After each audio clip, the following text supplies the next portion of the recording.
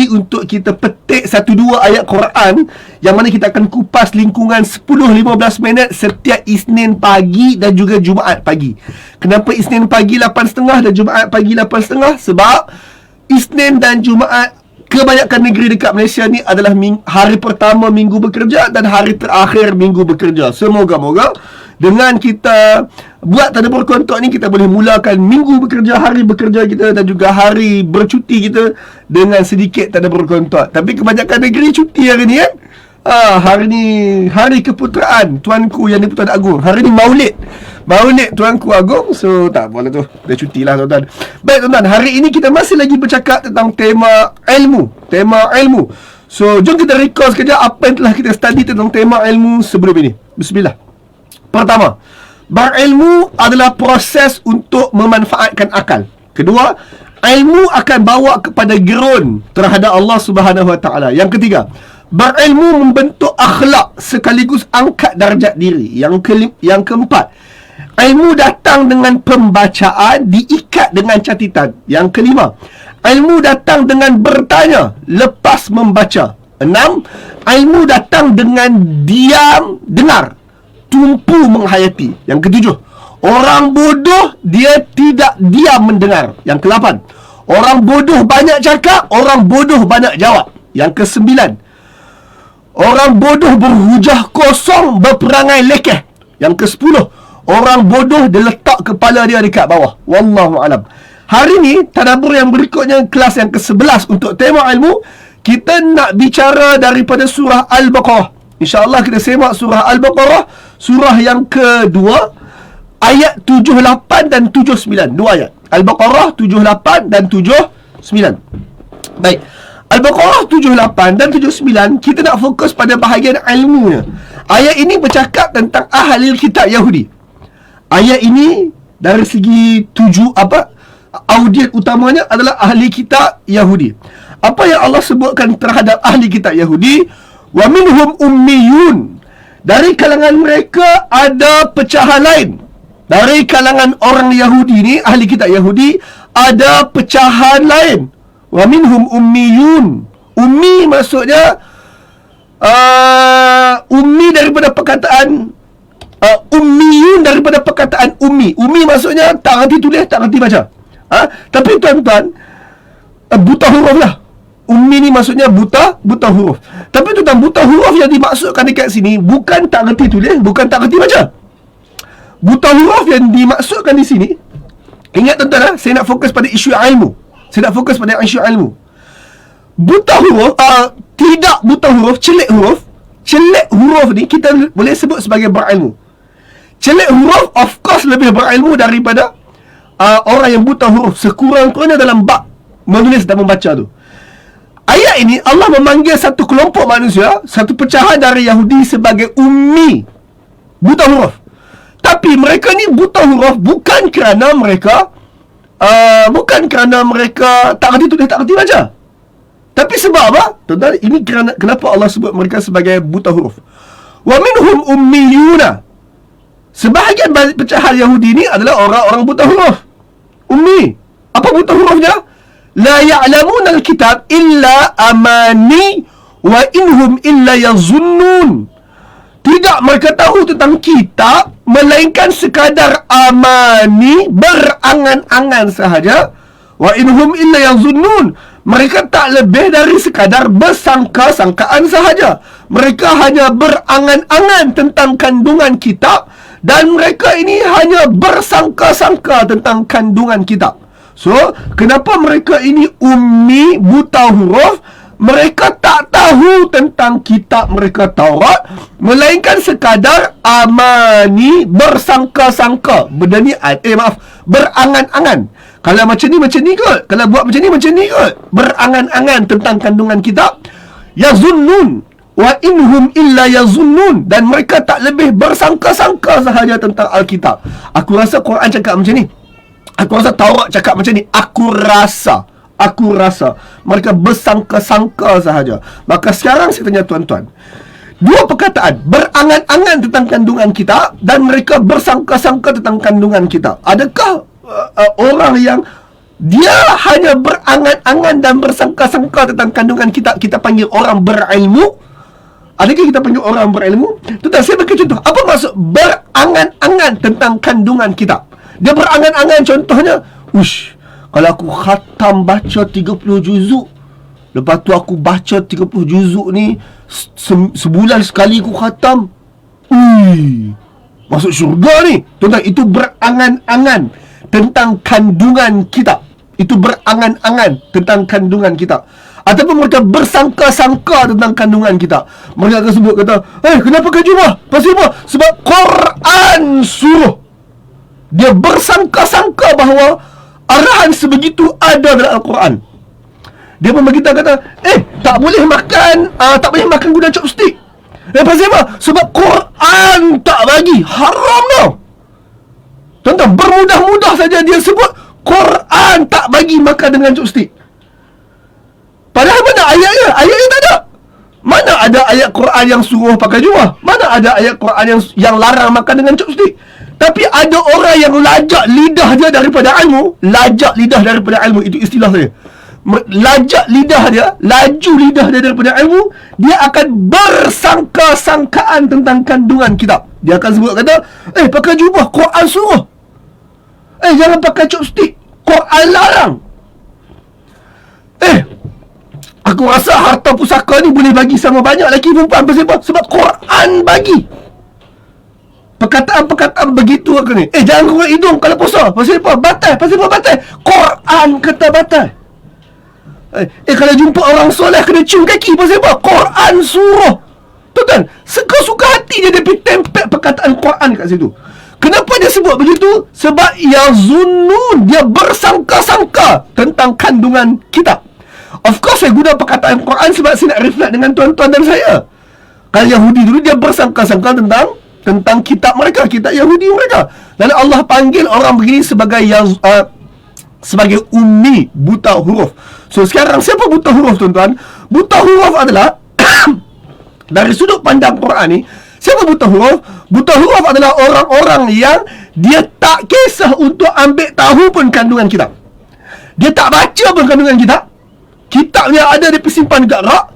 Kitabnya ada, dia baca dalam bahasa yang dia tak faham. Contohnya, kalau orang Yahudi dulu, kitab dia dalam bahasa Hebrew, Ibrani, bahasa Hebrew, Ibrani. Namun dia itu sendiri, dia tak reti nak berbahasa Hebrew. Dia hanya reti membunyikan bahasa Hebrew. Tuan-tuan, orang Melayu ni kadang-kadang kita sebut sesuatu yang kita tak maksudkan. Ataupun kita guna satu istilah yang maksud istilah itu lain. Contoh, kalau saya tanya tuan-tuan, tuan-tuan reti tak baca Quran? Tuan-tuan akan sebut tuan-tuan reti baca Quran. Tapi tuan-tuan, apa yang majoriti kita buat? Kita bukan baca Quran, kita membunyikan Al-Quran. Sebab baca ni tuan-tuan mesti baca dan kita faham yang kita faham sekurang-kurangnya maksud. Kalau saya baca buku, membunyikan buku dengan baca buku tak sama, tuan-tuan. Membunyikan satu bahasa yang asing. Contoh, anak tuan-tuan duk nyanyi Korea, tuan-tuan duk menyanyi Hindustan. Tuan-tuan membunyikan baik-baik lagu, tuan-tuan membunyikan sesuatu dalam bahasa yang asing daripada tuan-tuan. Adakah saya sebut tuan-tuan pandai baca bahasa Hindustan, anak-anak tuan-tuan pandai baca bahasa Korea? Tuan-tuan, itu bukan baca, itu cuma membunyikan. Dan kebanyakan orang yang didakwa sebagai ahli kitab, mereka ini hanya membunyikan bacaan Taurat mereka, bacaan Quran mereka, tapi mereka tak tahu pun kandungan. Tak tahu kandungan disebut sebagai ummi, buta huruf. Dan orang-orang ini klaim sebagai orang berilmu. Mereka berilmu dengan angan-angan mereka dan juga sangka-sangkaan mereka terhadap kitab tersebut. Maka tuan-tuan, komen di bawah, ilmu tak datang dengan angan-angan dan sangka-sangkaan. Ilmu tak dianggap berilmu orang yang berangan-angan dan bersangka-sangka tentang kandungan kitab. Sangka-sangkaan bukan sumber ilmu. Komen di bawah, tuan-tuan. Sangka-sangkaan, angan-angan bukan sumber ilmu. Komen di bawah. Sangka-sangkaan, angan-angan bukan sumber ilmu. Komen di bawah. Sangka-sangkaan, angan-angan bukan sumber ilmu. Komen di bawah. Apa maksud sangka-sangkaan dan angan-angan bukan sumber ilmu? Saya bagi contoh hari ini. Saya bagi contoh kita hari ini. Apabila kita sebut contoh, saya tak maulah sentuh Saya tak mau sengaja angkat isu yang sensitif, tapi saya nak ambil contoh isu-isu yang sedikit sensitif supaya tuan-tuan fikir. Kalau kita sebut sentuh isteri batal wuduk ataupun tidak, maka jawapan yang benar adalah ianya batal wuduk berdasarkan mazhab Syafi'i. Saya ulang balik. Sentuh isteri batal wuduk tak? Jawapan yang benar, saya nak sebut apa? Jawapan yang adil adalah ianya batal wuduk berdasarkan mazhab Syafi'i. Kita tak boleh sebut ia batal berdasarkan Islam. Kita tak boleh sebut begitu. Kenapa? Kita hanya berangan-angan, bersangka-sangkaan bahawa ia batal berdasarkan Islam. Kita berangan-angan dan bersangka-sangkaan. Sedangkan ia hanya batal berdasarkan mazhab Syafi'i. Orang yang kata ijma' bahawa ianya batal. Siapa-siapa yang suka-suka hati sebut ijma' perkara ini, ijma' ulama' dalam perkara ini, ataupun orang-orang yang sebut kata hak ini telah dikarang oleh para masyayikh yang terdahulu. Benda ini dah selesai lama dah pun. Dah ijma', dah menjadi sunnah seluruh dunia. Duk main suka-suka hati ikut perkataan sunnah Nabi, suka-suka hati sebut perkataan ijma', suka-suka hati klaim ini mazhab Syafi'i, suka-suka hati klaim kata inilah pandangan Qadrawi, suka-suka hati petik nama orang, suka-suka hati kata benda ni sahih riwayat Bukhari, tanpa mensemak perkara itu benar seperti yang kita sebut ataupun tidak. Ini semua amani dan juga yang zunnun. Ini semua berangan-angan dan bersangka-sangkaan. Sangka-sangka bukan sumber ilmu. Sangka-sangkaan dan angan-angan bukan sumber ilmu. Dan kita orang Islam tak boleh buat perangai yang sama. Tuan-tuan, ada kitab, baca. Ada kitab, bunyikan. Tuan-tuan dah belajar bunyikan kitab. Berikutnya, ada kitab, baca supaya tuan-tuan dapat sedikit kefahaman. Jangan sebut benda kita tak pasti. Sebab berangan-angan dan bersangka-sangkaan bukan sumber ilmu. Orang bodoh, dia tak diam, dia tak dengar. Orang bodoh berangan-angan dan bersangka-sangkaan, dan dia sangka dengan angan-angan dia dan sangka-sangkaan dia ianya berilmu. Wallahu alam. Tuan-tuan dapat sesuatu pagi ni? Kalau tuan-tuan dapat sesuatu pagi ni, komen di bawah, share video ini. Alhamdulillah, saya dapat sesuatu pagi ini. Terima kasih tuan-tuan. Tuan-tuan, sedikit pengumuman. Tuan-tuan, ini pengumumannya. Tuan-tuan, hari Khamis ini. Hari Khamis ini adalah Khamis minggu kedua setiap bulan Jun. Khamis minggu kedua bulan Jun, Khamis minggu kedua dan minggu keempat, kita ada siri Al-Quran bercerita secara percuma. Maka tuan-tuan, Khamis ini kita ada siri Al-Quran bercerita bahagian ketiga untuk Nabi Isa alaihi salam selepas Isa. So jumpa tuan-tuan Khamis ini di Facebook, di YouTube, dan pelajar saya akan masuk di Zoom insya-Allah, dan juga insya-Allah di TikTok juga. Khamis 8 Jun insya-Allah kita jumpa untuk bahagian berikutnya selepas Aisyah. Dan berikutnya tuan-tuan, saya nak minta tuan-tuan tengok satu video ini sebentar. Oh, sekali lagi saya nak minta maaf kat kawan-kawan TikTok. Saya lupa nak setting video ni untuk kawan TikTok. So kawan TikTok, tengok je lah Terima kasih sekejap Bila kita tadabbur surah Ali Imran, kita dapati bahawa Allah susun surah ini ke dalam 4 tema besar. Assalamualaikum, saya Ustaz Azhar. Tema pertama, Allah bicara tentang autoriti Al-Quran. Allah terangkan kepada kita fungsi Al-Quran selaku Al-Kitab, sebuah panduan hukum hakam, dan Al-Furqan, pembeza baik dan buruk. Tema kedua, Allah perkenalkan kepada kita keluarga Imran dengan watak utamanya Maryam dan Isa alaihimussalam. Tema ketiga, Allah sentuh tentang jenayah Nasrani, Kristian. Allah bicara tentang titik temu dan titik beza antara agama Tauhid dengan Kristian. Lalu tema keempat, Allah syarah panjang lebar tentang muhasabah Uhud.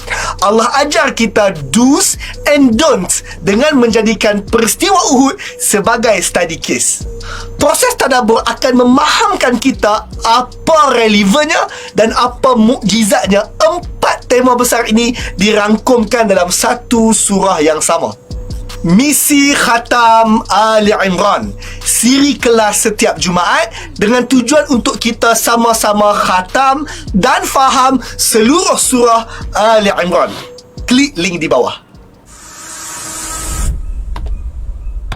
Baik tuan-tuan, Assalamualaikum. Baik tuan-tuan, video tadi saya baru sahaja upload dekat wall Facebook saya. Tuan-tuan boleh pergi dekat wall Facebook saya dan minta tolong share video tadi. Dan video tadi mungkin dah lalu kat wall tuan-tuan beberapa kali sebab saya ada buat iklan untuk video tersebut. Tuan-tuan, siapa-siapa nak mendaftar untuk kelas misi khatam Ali Imran, boleh layari website tersebut tadabbur.com.my/khatam. tadabbur.com.my/khatam. Tuan-tuan, saya sangat excited untuk berkongsi tentang Ali Imran, yang mana misi Ali Imran ini 25 misi panjang kelasnya. Tuan-tuan, kelas-kelas panjang ni dia mesti ada komitmen untuk habiskan. Justru itu, sebab itu saya minta siapa-siapa nak ikut kelas Ali Imran untuk mendaftar.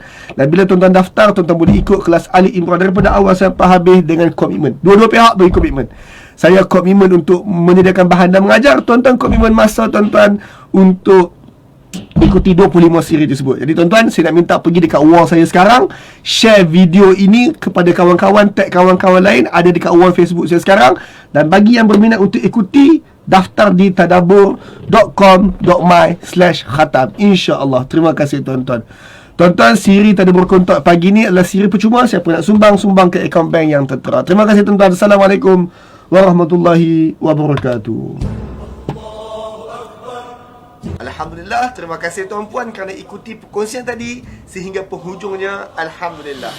Perkongsian sebentar tadi adalah salah satu daripada insentif percuma di Algebra ini, hasil daripada sumbangan infak daripada orang ramai.